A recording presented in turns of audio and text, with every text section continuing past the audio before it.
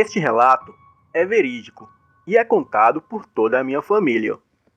Em 1974, os meus avós moravam em uma cidadezinha do interior de Goiás, que se chamava Petrolina de Goiás. Naquela época, os meus avós já eram casados e eles tinham 2 filhos. O mais novo era o meu pai, com 12 anos de idade, e o outro era o meu tio, com 16 anos, que já é falecido. O meu pai conta que em noites de lua cheia, uma criatura atacava as criações das fazendas, causando muito transtorno e prejuízo aos fazendeiros. E as pessoas suspeitavam que o tal bicho fosse um homem que morava ali, na região. E as pessoas dali nunca tentaram dar cabo nele por causa da sua mãe, que implorava aos prantos para que ninguém o fizesse mal. E ela dizia que ele tinha uma maldição e que aquilo não era culpa dele. Certa noite, o meu avô acordou com o barulho dessa criatura em seu quintal, matando um dos seus novilhos. O meu avô pegou a sua espingarda e ele e o meu tio mais velho cercaram a criatura. Mas ele tinha as suas dúvidas de que aquela criatura fosse o tal homem que todos achavam ser a fera. Pois o homem era velho, magro e de estatura baixa. E a fera era o oposto disso. E também tinha os olhos amarelos que se destacavam na escuridão. O meu avô presenciou a criatura saindo com o novilho na boca. Então ele correu para atirar no bicho, mas foi impedido pela minha avó, pois ela dizia que a criatura era o tal homem, e que a sua mãe era uma mulher idosa que não suportaria a perca do filho. O meu avô resolveu escutar a minha avó, pois afinal de contas, aquela coisa só atacava os animais. Nunca havia atacado ninguém nas redondezas, pois ao contrário do que se pensa, essa criatura evitava o ser humano. E sempre que o bicho via alguma pessoa, ele fugia. Era como se aquilo tivesse medo de gente. Mas um certo dia, tudo isso mudou.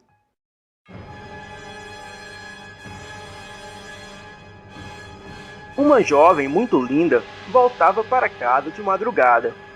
Ela vinha de um forró. E durante aquela noite, as pessoas escutaram os seus gritos de terror. Mas ninguém se atreveu a ir ver o que se tratava. E no outro dia cedo, encontraram o corpo da jovem moça parcialmente devorado. Era como se um animal tivesse feito aquilo para se alimentar. O caso foi arquivado pela polícia como ataque de onça. Afinal, por mais que todos ali afirmavam que foi um lobisomem, a polícia não age sem provas. O tal homem chegou a ser investigado, mas também não havia provas nenhuma que o incriminasse. Aquela moça era muito querida na região, e as pessoas resolveram fazer justiça com as próprias mãos. No dia seguinte, 3 homens foram de manhã bem cedo na casa do suposto homem que virava lobisomem. E o encontraram ali, dormindo no sofá da sala. Os homens o pegou e o matou sufocado com um saco de plástico em sua cabeça. Eles o mataram dessa forma, para não deixarem pistas que ele foi assassinado, já que o trabalho de investigação da época não era tão eficaz quanto nos dias de hoje. Bem, o homem veio a ser velado e depois sepultado. E por uma semana, tudo ocorreu normal, sem ataques de lobisomem e nem nada. E assim, as pessoas da região estavam cientes que fizeram a coisa certa e que finalmente mataram aquele que se transformava no diabo e lhes tiravam a paz. Até que 10 dias depois, os ataques continuaram nas fazendas vizinhas, já atirando na criatura. E o resto deles jogaram a luz da lanterna na cara do bicho. E o que eles viram ali era algo incompreensível. Primeiro, eles sentiram o fedor de podre que fez algum dos homens vomitar. O corpo da criatura só havia pelos em umas determinadas partes. E o resto do corpo era de cor roxo escuro. A sua cara era deformada. E os seus olhos, que antes eram amarelos, agora só havia um olho vermelho como brasa. E o outro era apenas um buraco de onde caía lavras. E as suas presas eram completamente amareladas. E outra coisa que os homens ali perceberam era que a criatura parecia estar com o dobro de peso e tamanho. Os homens que estavam em cima das árvores ficaram paralisados de medo. E a coisa pulou em cima do homem que estava no chão e o atacou gravemente. O meu avô começou a atirar lá de cima da árvore e os outros homens fizeram o mesmo. A criatura soltou o homem que estava no chão e começou a recuar. Os homens desceram das árvores e imediatamente descarregaram as suas armas na criatura, que mesmo muito ferida, conseguiu fugir pelo mato. Os homens pensaram em seguir a criatura, mas resolveram levar o amigo ferido para um hospital, pois isso era a maior prioridade naquele momento. No outro dia cedo, alguns caçadores acharam na mata o corpo do suposto homem que virava bicho. O corpo estava em um estado de decomposição avançado. E de início não foi possível reconhecer se era realmente o corpo daquele homem, pois ele já havia morrido há quase 2 semanas, e muitos presenciaram seu enterro. Até que veio a pior notícia. O coveiro do cemitério local informou que o corpo desse tal homem havia sumido de sua sepultura. E o pior era que o buraco de onde ele saiu da cova não foi feito de fora para dentro, e sim de dentro para fora. Boa noite.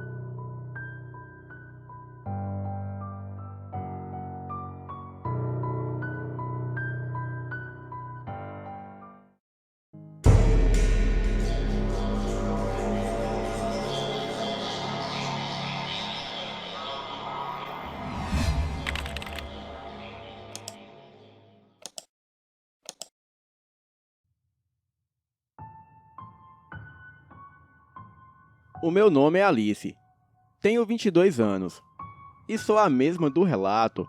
Sou um lobisomem e odeio Hades Cobb. No último relato eu contei como os meus avós se conheceram e o porquê de não poderem ficarem juntos. Mencionei a atuação do Discob e da fuga do meu avô para se manter vivo. Contudo, de tanto fugir do Discob, o meu avô se tornou um mendigo que vivia vagando pelas ruas de São Luís do Maranhão. Tudo isso para não chamar atenção. E por algum tempo a estratégia deu certo, e ele realmente conseguiu ficar imperceptível ao Descobre. Como um mendigo, ele contou com a generosidade de muitos, e nas noites de transformação, aproveitava as matas daquela cidade e até as praias que durante a noite ficavam completamente desertas. Então ele se ocultava e vivia sua animalidade lupina. Ainda no último relato, adiantei que o meu pai conheceu o meu avô e que ele o ajudou no processo de controle de transformações. Finalizei revelando que o meu avô foi assassinado por agentes do Descobre, mas não pude explicar como. A minha avó criou meu pai no sul do Maranhão, mas vez ou outra regressava ao Mato Grosso do Sul, já que os seus pais, irmãos e as suas filhas viviam lá.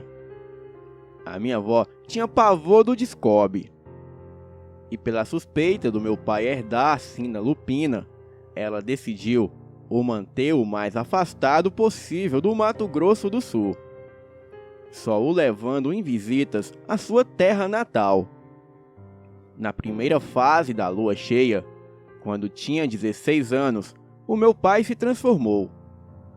O pior é que ele se transformava uma noite seguida da outra. A minha avó não sabia o que fazer. Apenas tentava manter a calma e esperar que ele voltasse são e salvo para casa. Ele chegou a dar prejuízo a alguns sitiantes da redondeza. E apesar de ter consciência, os seus instintos lupino o dominavam. E foi quando a minha avó resolveu passar 2 semanas no Mato Grosso do Sul. E depois conhecer São Luís do Maranhão. A intenção era proporcionar relaxamento ao meu pai antes que a fase da lua cheia voltasse. A ideia de passar em São Luís foi apenas para aproveitar as praias e a brisa marítima noturna, já que eles sempre tiveram curiosidade de conhecer o mar. Ao desembarcarem no aeroporto Marechal Hugo da Cunha Machado, a minha avó sugeriu um lanche. E foi quando se encaminhavam à praça de alimentação que ela avistou meu avô dormindo numa das cadeiras do saguão. Então, ela mal pôde acreditar, uma vez que o conheceu no Mato Grosso do Sul. Emocionada, ela foi até ele levando o meu pai. O meu avô ficou muito emocionado ao saber que tinha um filho. Chegou a chorar muito e a dizer que Deus lhe deu o maior presente que ele poderia almejar na vida. E diante do reencontro de pai e filho, o meu avô aceitou ir para um hotel com a minha avó. Ela ficou triste ao ver as condições que ele vivia, ao que ele explicou que, como um mendigo, ele conseguiu prolongar a sua vida. Mencionou que nunca a esqueceu e que ela estava muito linda.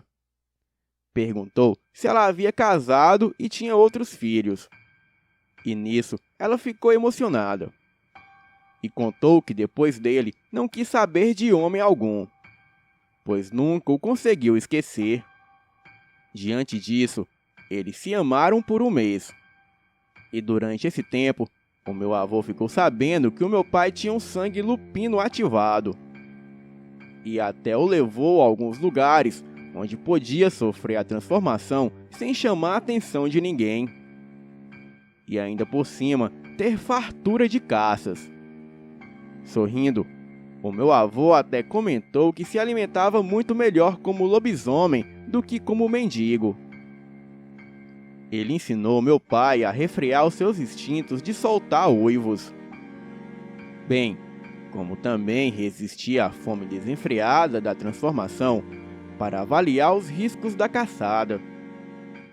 Mas o mais importante foi conter a transformação. Daí, o meu pai só conseguia se transformar na última noite de lua. Aquilo foi algo realmente importante. Mas como meu avô explicou, conter 1 ou 2 fases era possível, mas a terceira fase ficaria muito mais difícil. Porém, assim que o corpo se acostumasse, o meu pai poderia até obter transformações voluntárias, mesmo que não fosse lua cheia. Fascinado, o meu avô notava o quanto meu pai era disciplinado e a facilidade de obter a confiança dele. Muito emocionado, ele abraçava o filho e não parava de admirá-lo.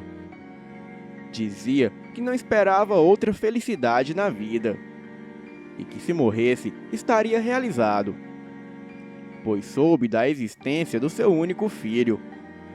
Ele contou que foi pai de uma garota chamada Clara. Mas isso foi antes de conhecer a minha avó.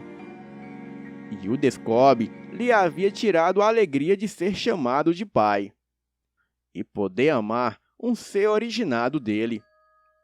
Contudo, Deus e a minha avó lhe devolveu essa felicidade, mesmo quando ele não tinha mais esperança de nada.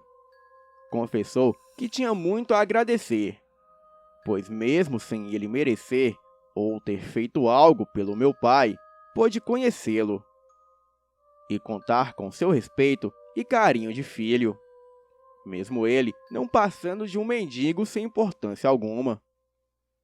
O meu pai alegou que para ele, o meu avô era muito importante. Lembrou que sabia do motivo dele não ter podido conviver ao seu lado, e que apesar de tudo, o meu avô apareceu no momento em que ele mais precisava, sem mencionar que sempre teve curiosidade de conhecê-lo e saber como ele era. Além de muito parecidos fisicamente, os dois eram muito emotivos e tinham muita afinidade. Tanto que em apenas um mês puderam viver tudo que o Descobre não permitiu. O meu pai pôde matar toda a carência que sentia de um pai. E ouviu a frase que sempre desejou ouvir dele: "Eu te amo. Você é a coisa mais importante da minha vida."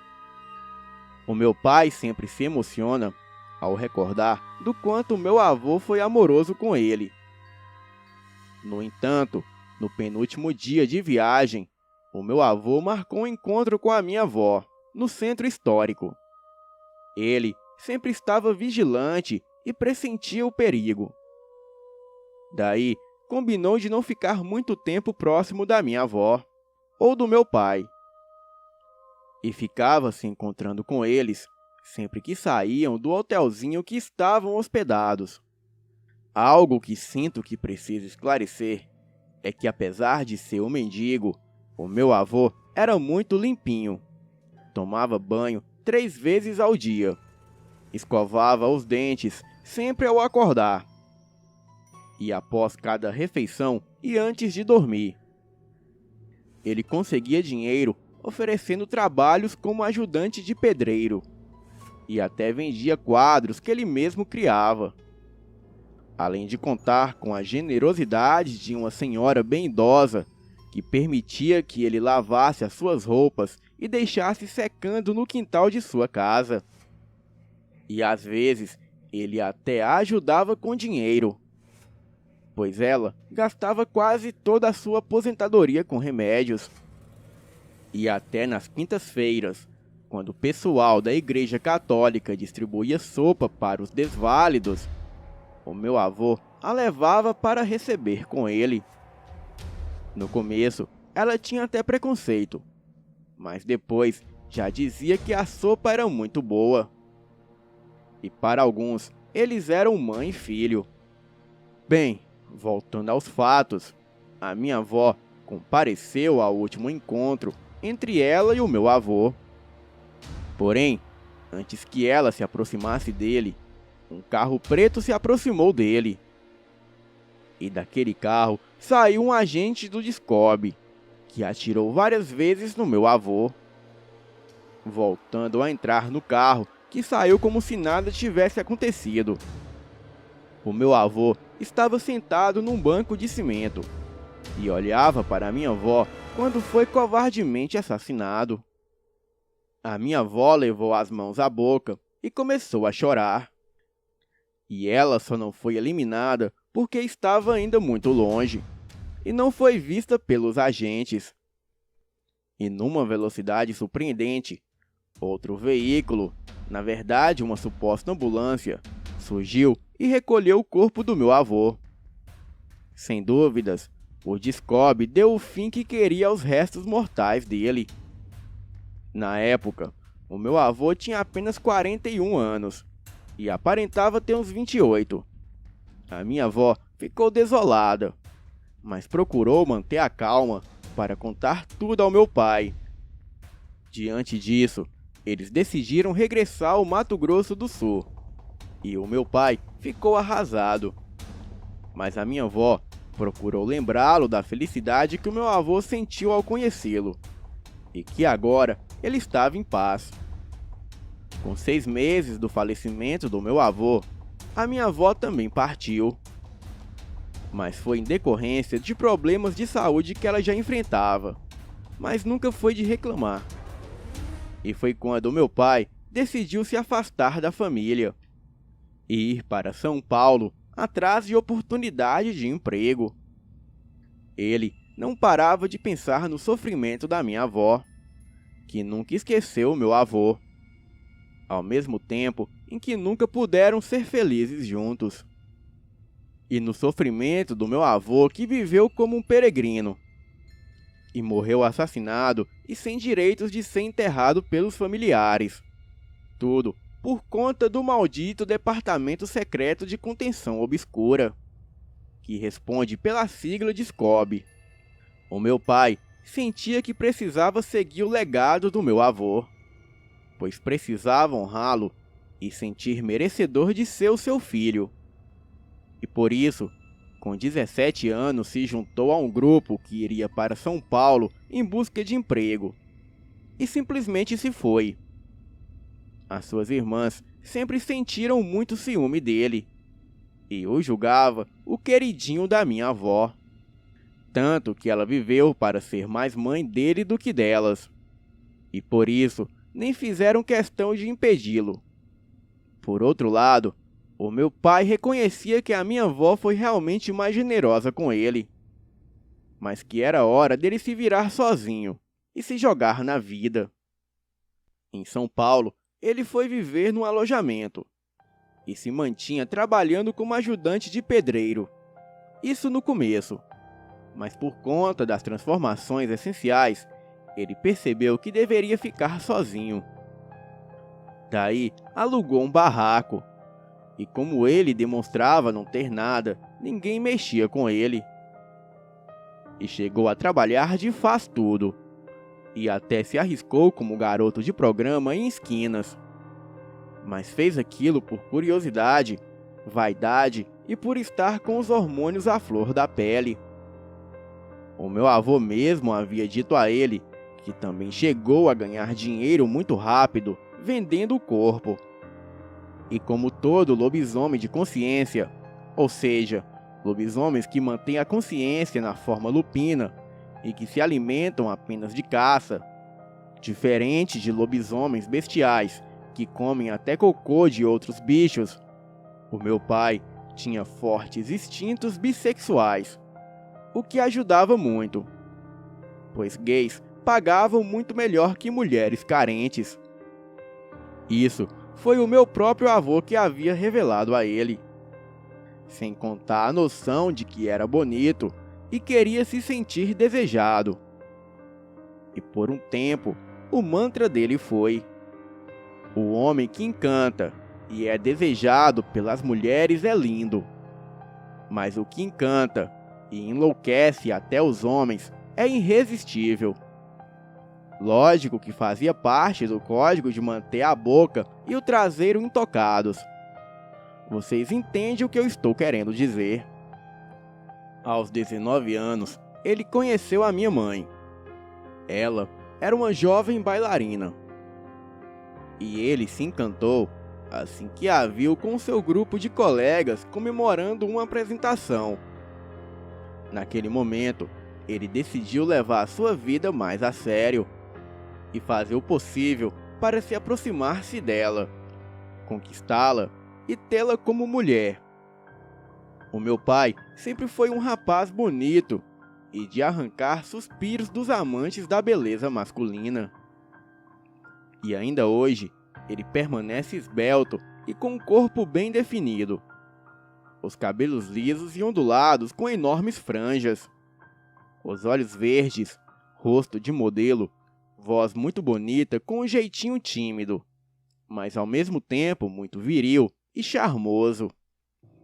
Braços fortes e musculosos, abdômen retinho e definido, e as coxas e as pernas grossas e definidas, sendo meio cambota, e o bumbum másculo, arredondado, carnudo e durinho, que a minha mãe adorava elogiar e bater, apenas para deixá-lo meio encabulado. Contudo, a beleza ajuda, mas a estratégia é o que realmente garante o sucesso. O meu pai via a superproteção da família da minha mãe, e como os parentes dela marcavam colado.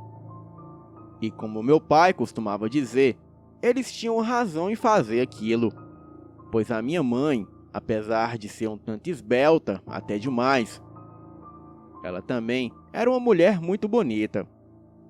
Era a mais bonita entre as bailarinas e adorava se apresentar com a sua companhia. Chegou a fazer apresentações até fora do Brasil.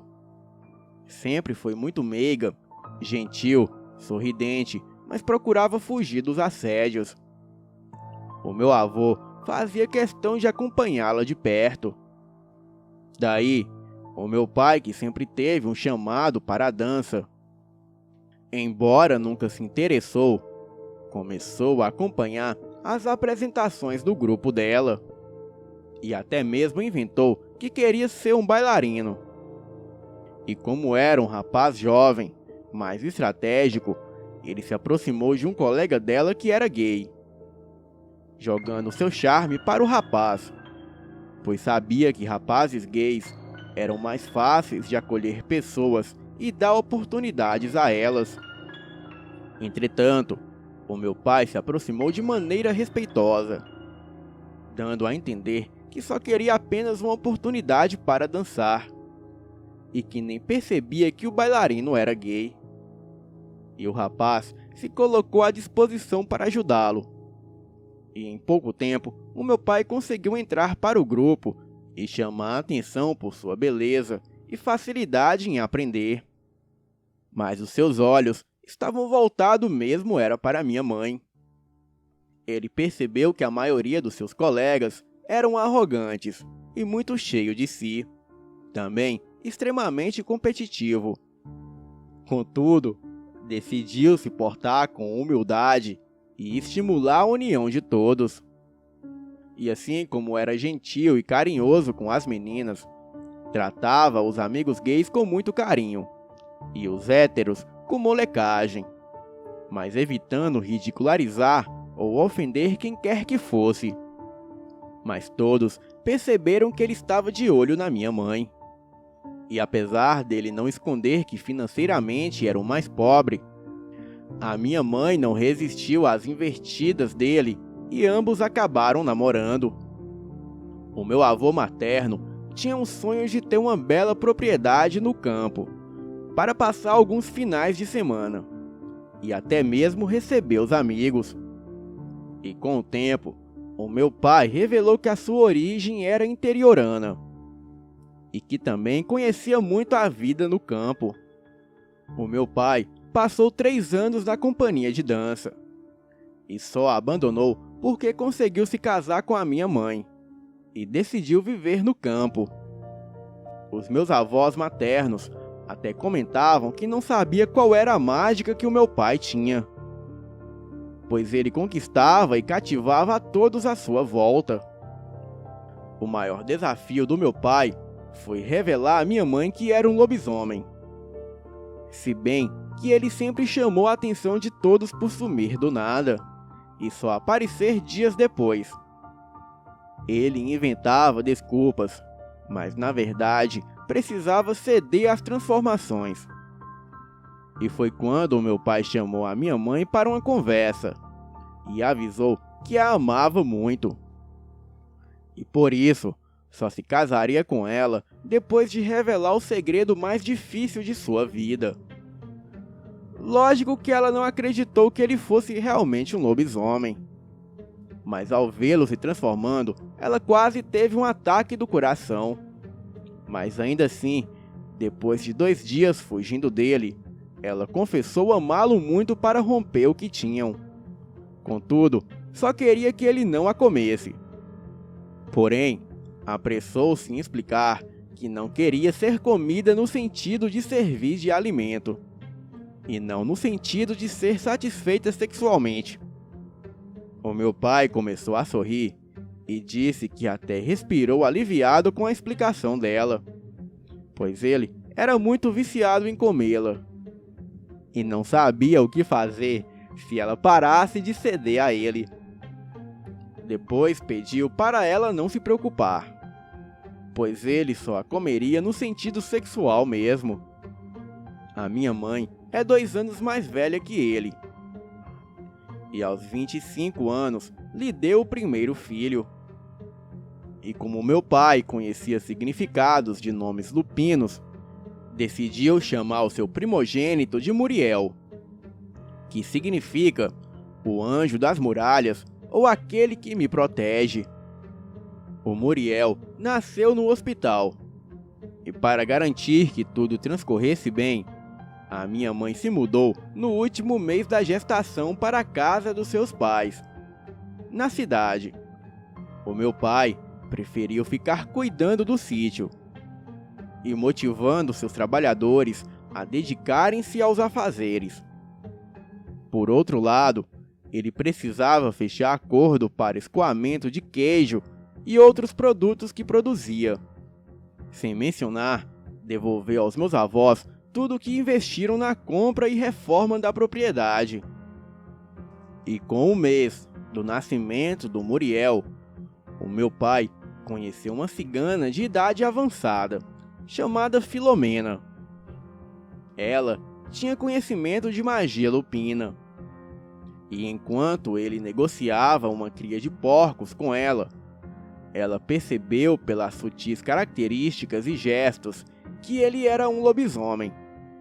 Então o chamou para conversar e, o confrontando, alegou que sabia que ele era um lobisomem, mas que só estava dizendo aquilo para ajudá-lo no que ele precisasse, pois ela percebeu que ele não tinha muita experiência em disfarçar algumas reações.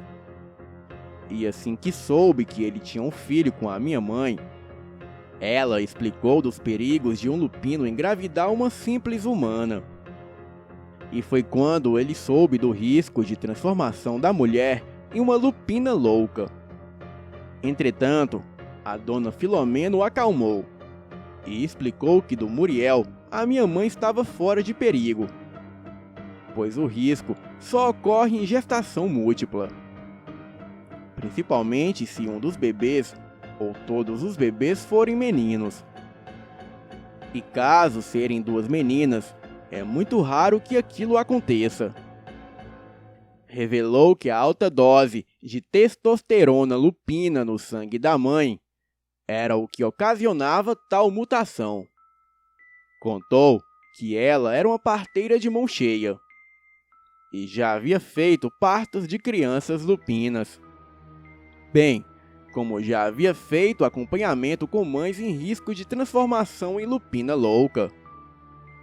E com um jeito meio descontraído, comentou que o meu pai era um homem e tanto, fazendo referência à sua beleza e virilidade. Então, explicou que pela juventude dele e da minha mãe, o mais provável era que tivessem mais filhos. De fato, ela estava coberta de razão. E depois do Muriel, de 2 em 2 anos, a minha mãe dava à luz. Sendo que na última gestação, assim que a cigana viu a expressão pálida e a fraqueza que a minha mãe sentia, foi logo dizendo que era uma gestação gemelar. e com o risco de transformação. Ela foi logo avisando o que precisaria ser feito. E além de alguns chás e uma dieta com proteína específica, a minha mãe passava por sessões de oração cigana. O parto foi feito em casa e surpreendentemente foi muito tranquilo. A velha cigana foi quem ajudou e o Roniel nasceu 45 minutos antes que eu. E como tinha conhecimento do significado lupino dos nomes, o meu pai deu a todos os filhos um nome de forte significado. Fez isso para que sempre pudéssemos contar com a proteção divina dos anjos. Diante disso, farei uma ressalva para o significado dos nomes de todos os filhos dos meus pais. Não mencionarei o Muriel, porque já o fiz. E também, os nomes serão colocados por ordem de nascimento. Sendo assim, estes foram os nomes dados: Taciel, que significa o anjo do triunfo, e aquele que brinda. Suziel, que significa o anjo das direções, aquele que orienta. Gatiel, que significa o anjo dos portões, e aquele que dá o escape. Jadiel, que significa o anjo das joias, e aquele que fascina e deixa marcas. Caliel, que significa o anjo da superação, e aquele que regressa para conquistar. Roniel, que significa o anjo dos perdidos, e aquele que concede os sonhos. E por último eu, Alice, que significa a mais que esperada, a dádiva que inspira diante do combate. E como já mencionado no relato passado, todos nós nascemos com a sina lupina ativada. E todos a partir dos 14 anos tivemos a nossa primeira transformação. O nosso pai sempre foi muito presente e nos ajudava, oferecendo animais para que comêssemos antes de sairmos para caçar. E como Roniel e eu tivemos a nossa primeira transformação juntos, ele nos recomendou a ficarmos sempre próximos um do outro, e até nos ensinou a improvisar roupas com folhas. Nossos pais sempre foram muito preocupados conosco, e o nosso pai era até mais dedicado a nós do que a nossa mãe. E como eu era a única filha deles, o meu pai não dormiu a noite toda, só descansando o coração quando me viu regressando de madrugada com o Roniel ao meu lado. Ele foi logo nos oferecendo um chá de desintoxicação e perguntando se comemos apenas caças frescas. Explicamos que sim, e nisso ele quis saber até onde fomos e se nos expomos a algum perigo. A nossa mãe sempre ficava preocupada a cada primeira transformação.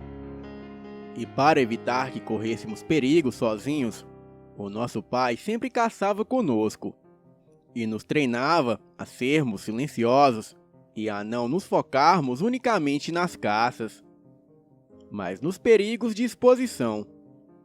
O nosso pai fazia questão que seguíssemos à risca todas as recomendações e que só nos embrenhássemos em matas virgens. E ainda assim estava atento se não havia caçadores. E por confiar nele, a nossa mãe até conseguia dormir e relaxar quando ele participava de caçadas conosco. Deixando de lado a parte lupina, o nosso pai nos criou contando tudo o que sabia sobre o mundo lupino. Também era um pai presente, muito preocupado, carinhoso e sempre disposto a nos ajudar. É o tipo de pai que morre por seus filhos. E apesar de ser preocupado, ele prioriza o respeito a cada um dos filhos. E desde quando Caliel era criança, que o meu pai sentiu que ele era o seu filho mais diferente. O meu irmão sempre foi muito reservado, o mais tímido dos 7 meninos, sem mencionar o jeitinho mais carinhoso e sensível. A nossa mãe ensinava balé na escola da vila, e o Caliel adorava dançar. E também sempre se mostrou mais sensível à crítica dos meninos. E com apenas 9 anos de idade, ele já reparava muito nos outros meninos. E também tinha um jeitinho meio afeminado. A minha mãe ficou desesperada. E conversando com meu pai, disse que não tinha estrutura para aquilo. Porém, o meu pai a repreendeu e disse que, independente do que um filho fosse, o dever dos pais era respeitar e apoiar. Lembrou qual era o problema daquilo, e que se por um acaso ela não estava acostumada a ter amigos gays. E nisso, ela falou que amigos era uma coisa, mas um filho era diferente. E diante disso, ele deu uma bronca nela e alegou que o dever dos pais era ser mais maduros que os filhos, e não colocar preconceitos e desrespeitos acima do amor. Aos 13 anos, o Caliel chamou meu pai para uma conversa. E muito nervoso, ele contou que o meu pai já sabia. E chegou até a dizer que era indigno de ser o seu filho. E que sentia muito em causar tamanha vergonha a ele.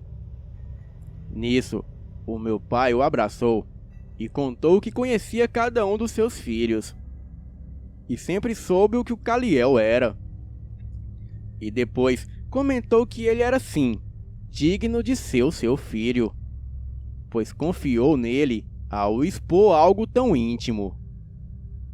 O meu pai revelou que, embora não fosse gay, ele também já teve experiências com homens, e que só parou com aquilo porque gostava muito mais de mulheres, e por ficar um pouco tímido consigo mesmo. Mas se todas as mulheres do mundo morressem, lógico que ele partiria para arrumar um homem, pois pior é ficar sozinho. Caliel até sorriu do que o meu pai falou. E quando os demais irmãos souberam, ninguém estranhou ou mesmo criticou. Apenas a nossa mãe alegou que ficaria sem jeito se os seus pais soubessem. Diante disso, o meu pai alegou que o pai do Caliel era ele, e que lógico que não sairia contando nada por respeito à decisão do Caliel, pois era ele que tinha o direito de se expor a quem bem entendesse. Contudo, o meu pai não aceitaria nenhuma falta de respeito a filho algum. E quem não gostasse ou respeitasse os seus filhos, ele não queria saber de amizade. E como nosso pai sempre nos ensinou a trabalhar com responsabilidade e dedicação, o nosso sítio sempre teve um alto padrão de higiene e qualidade. E com a compra de equipamentos e até a oportunidade do cliente conhecer o nosso sítio, ganhamos famas e fechamos bons contratos. Neste período, alguns dos nossos irmãos já tinham mulheres e até casa na nossa propriedade. Pois com o tempo, o meu pai começou a comprar terras de vizinhos e foi aumentando o nosso sítio até que o sítio chegou ao patamar de uma fazenda. E foi neste período que apareceu o tal do Adriano Gardênia. Ele dizia um homem de negócio e visão, e começou a oferecer dinheiro para comprar as terras das redondezas. E de acordo com alguns fazendeiros, ele alegava que, ao invés de explorarem a terra como deveria, os fazendeiros da região ficavam plantando mato e criando bichos idiotas. Segundo ele, quem tinha juízo investiria em mineração. E quando soube dos planos dele, os fazendeiros se recusaram a vender as suas terras, pois sabiam que mineração acaba destruindo o solo, poluindo rios e tornando as terras impróprias. Adriano Gardênia andava com alguns guarda-costas, e não custou muito para conseguir a antipatia de todos, pois não passava de um abusado, e só queria se vestir bem, andar mostrando dinheiro e joias de ouro, e ficava tomando gosto com as mulheres. Um sitiante desesperado para morar com os parentes em outra cidade, vendeu a sua propriedade para ele. Mas Adriano Gardenia alegou que ali não tinha nada.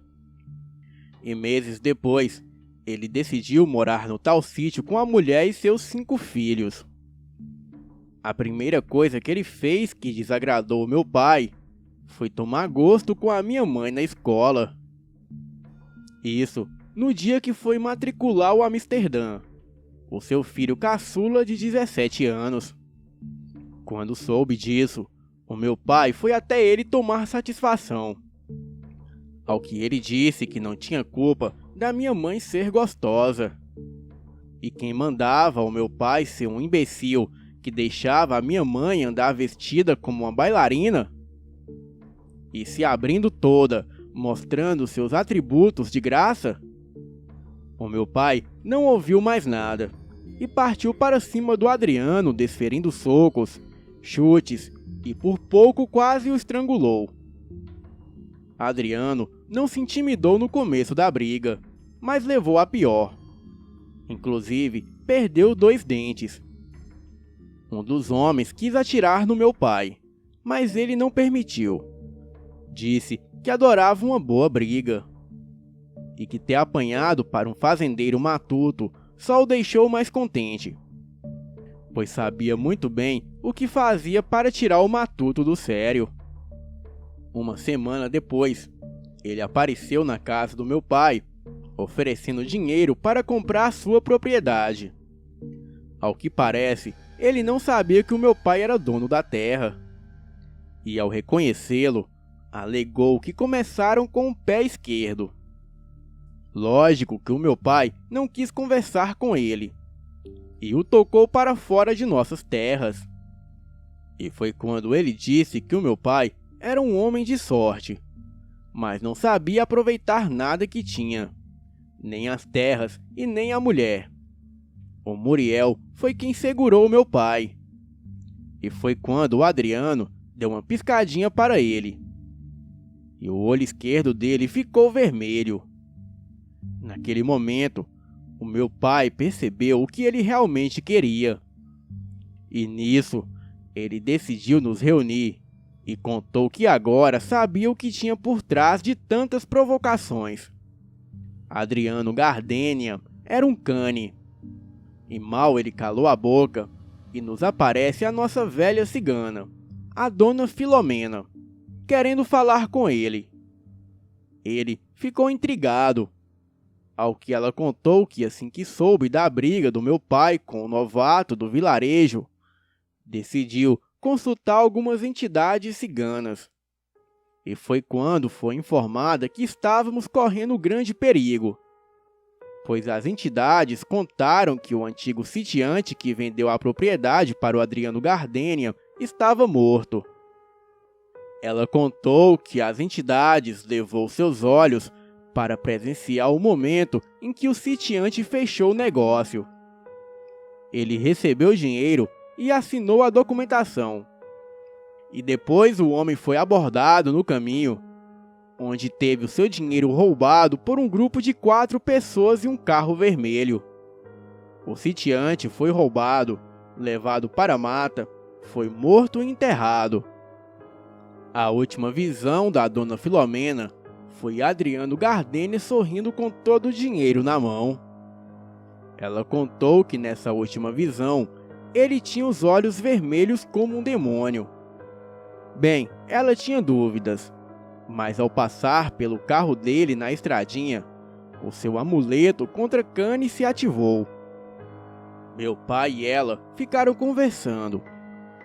E lógico que desde menina eu sabia o que era um cane.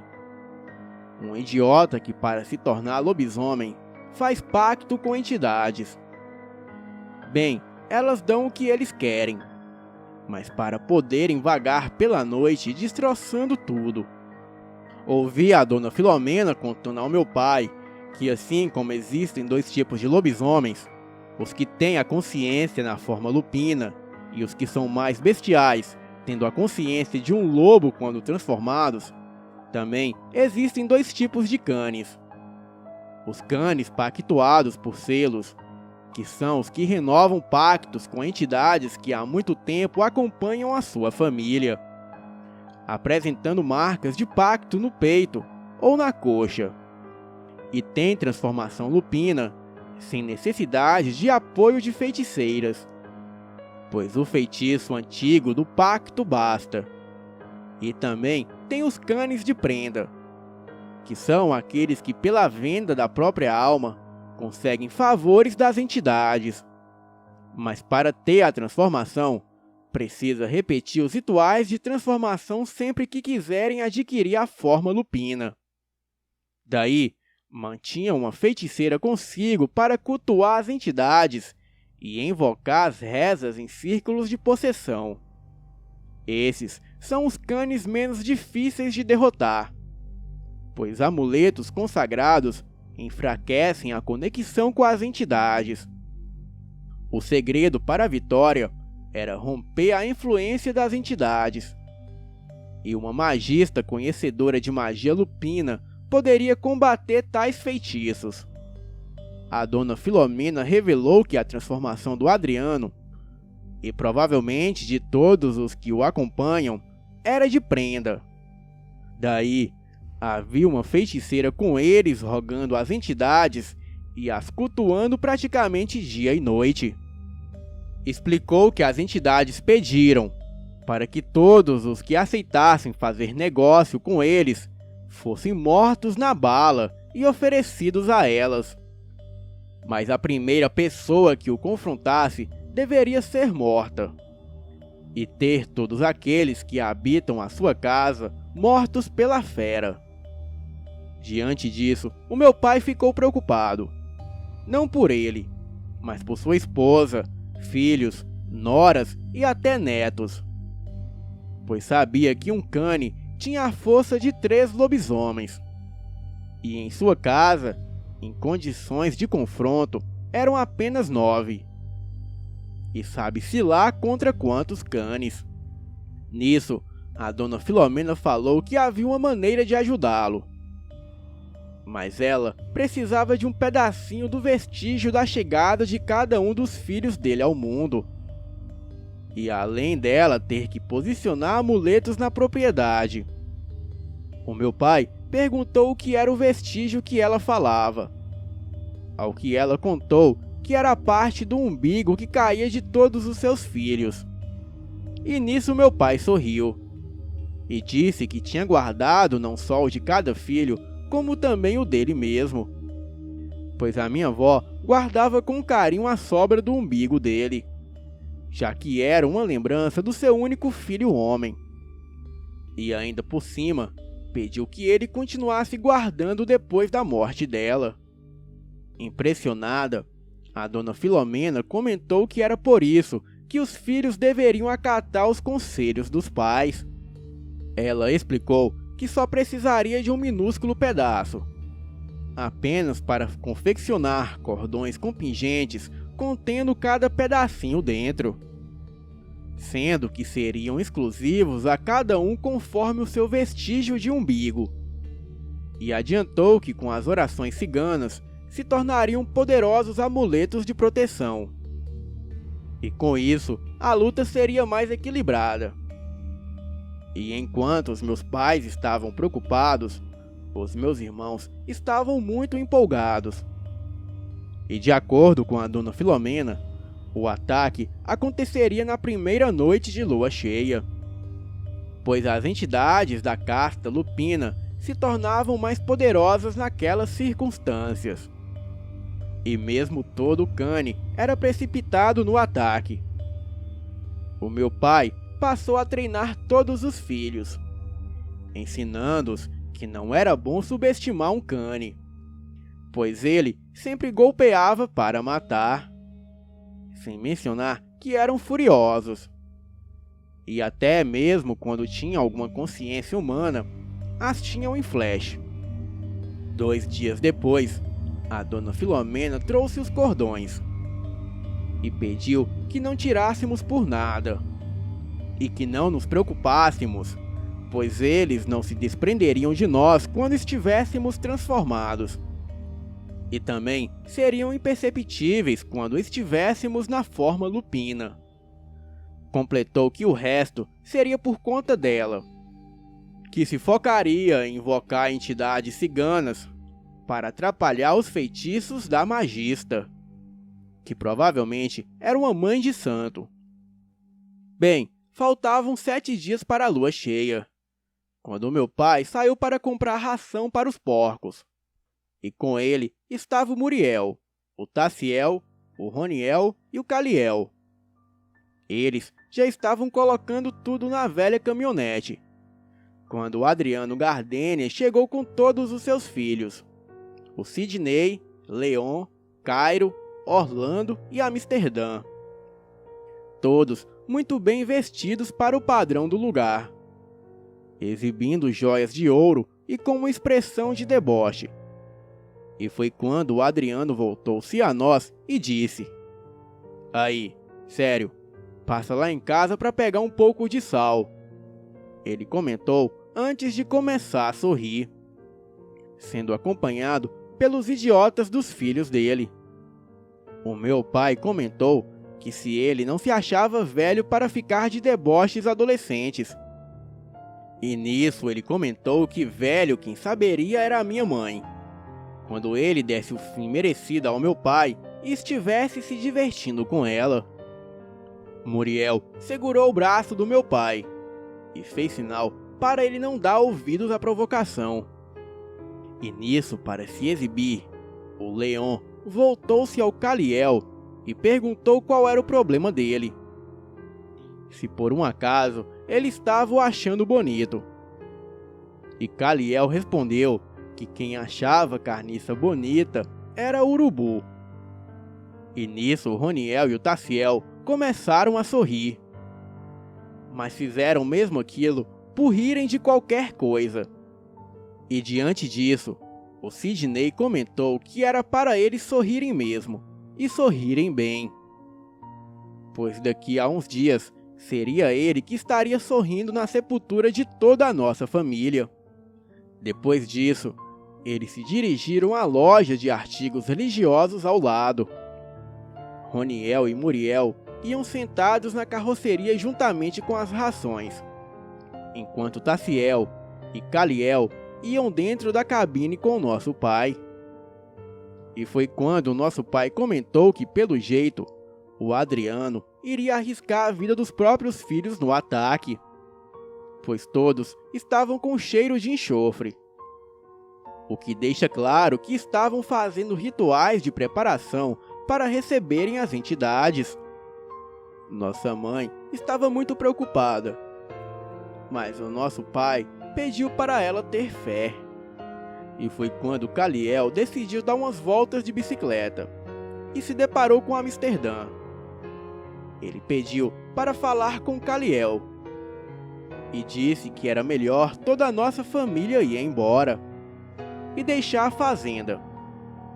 Caliel lembrou que o pai dele era quem deveria ir embora, já que foi ele que apareceu faltando com respeito a mulheres alheias, se exibindo e caçando confusão. E foi quando ele disse que a minha família não conhecia o pai dele, e que ele já havia visto o pai fazendo muitas maldades, por puro prazer. Caliel perguntou se foi o pai dele que o mandou para ver se nos assustava. E nisso, o Amsterdã deu um beijo na boca do Caliel e falou que, se pudesse, impediria tudo aquilo. E depois disso, ele saiu correndo, deixando Caliel sem ação e muito sem jeito. Na primeira noite de lua cheia, o nosso pai repassou tudo o que combinou conosco. 2 das minhas cunhadas reuniram todos os nossos sobrinhos no porão e ficaram os distraindo enquanto isso.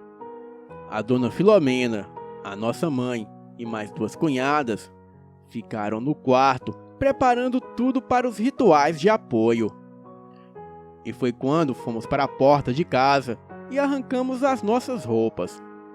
Em respeito a algumas meninas que acompanham o canal e são muito curiosas, sim, os meus irmãos são muito bonitos, esbeltos e um tanto musculosos. E todos têm os corpos definidos, abdômenes retinhos e cheios de gominhos de músculos. São bundundinhos, com coxas e pernas grossas, e são meios cambotas. E também são muito avantajados nas partes íntimas, assim como meu pai. E em pouco tempo começamos a sentir o nosso corpo esquentar. E foi então que iniciou o processo de transformação. Mal havíamos acabado de assumir a forma lupina, e o cheiro de carniça e sangue dos canes foram percebidos. O meu pai tomou a frente no contra-ataque, e fomos para o inevitável confronto. E para nossa surpresa, nos deparamos com 10 canes, sendo que só estávamos em 9. Aqueles seres sujos e nojentos pareceram mais furiosos, e ao nos ver, eles vieram babando, rosnando e tentando nos confundir com seus olhos vermelhos. No entanto, cinzas de altar cigano havia sido passado em nossas pálpebras. E também tínhamos os nossos cordões. Além disso, os amuletos e a oração cigana estavam em ação. O meu pai se jogou contra um dos canes, o acertando uma mordida no pescoço. E furioso, enterrou a garra no peito do bicho. O outro cane o atacava por trás dando patadas, e com as garras afiadas, arrancando pelos e sangue. No entanto, o meu pai só se voltou a ele quando arrancou o coração do primeiro cane, que soltou um grunhido e morreu. O meu pai estava bem ferido, mas lutava ferozmente contra o segundo cane. Muriel foi o único irmão que, com um só ataque, destroçou o seu oponente. E então correu para auxiliar o nosso pai. E se não fossem os rituais, os amuletos e todas as proteções ciganas, estaríamos perdidos. Pois a força de um cane é o triplo da força de um lobisomem natural. Porém, as proteções e orações iam os enfraquecendo a cada momento que eles ficavam entre os amuletos. O cenário era terrível. Sangue, grunhidos, patadas, mordidas e vários odores espalhados. Os canes não se intimidavam, apesar de estarem levando a pior. E foi quando acertei uma bela mordida e saí rasgando o meu oponente. E logo percebi que ele estava se entregando. E aproveitei para finalizar. Com o tempo, restaram apenas 6 canes. E foi quando notamos que eles pareciam mais fortes. Foi quando vi que a maldita feiticeira havia rompido o quadrado, recolhendo um dos amuletos. Não tive dúvidas do que fazer, e parti com tudo para cima dela. Até mesmo porque o líder dos canes parecia prestes a matar o meu pai e o Muriel. Sem mencionar os meus outros irmãos que estavam quase morrendo. A feiticeira sacou uma arma e atirou. O projétil passou raspando. Mas o meu prazer foi destroçar aquela maldita. E devido a isso, os canes perderam todo o vigor e começaram a estremecer. E aquele foi o fim de quase todos. Menos do cane que enfrentava o Kaliel, pois o meu próprio irmão o protegia, chegando inclusive a atacar o Roniel. Ficamos chocados ao ver aquilo. E foi quando a magia lupina dos canes se esgotou, e todos voltaram à forma humana. Com isso, reconhecemos os mortos. O Adriano, o Cairo, o Sidney, o Leon, Marieta, a mãe deles, e 4 seguranças. E assim sendo, o único sobrevivente foi o Amsterdã. O nosso pai, vendo que a oportunidade de eliminá-lo na forma lupina havia sido desperdiçada, soltou um uivo e saiu correndo para a mata. E apenas o Kaliel e eu ficamos no local do confronto.